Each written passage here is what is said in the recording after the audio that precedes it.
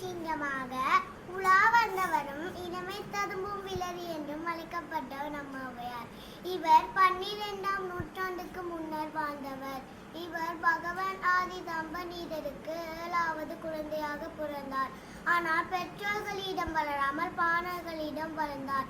நம் பெண் புலவர் ஆத்திசூடி, கொன்றை வேந்தன், மூதுரை, நல்வழி, குரல் போன்ற நூல்களை இயற்றியுள்ளார். விநாயகர், அசதிக்கோவை போன்றவையும் நம்ம ஔவையார் இயற்றியவையே ஆகும்.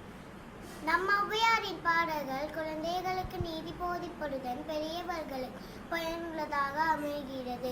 காலங்களை வென்று வாழும் தமிழ் பொக்கிஷங்களை உலகுக்கு கொடுத்து மேலும் தமிழ் தொண்டு புரிந்தவர் நம்ம ஔவை பாட்டி. இவருடைய தொண்டுகள் தமிழுக்கு மட்டுமல்ல, சமுதாயத்தில் பெண்கள் எவ்வாறு தைரியமாக வாழ்ப்பது என்பதையும் கூறியுள்ளார்.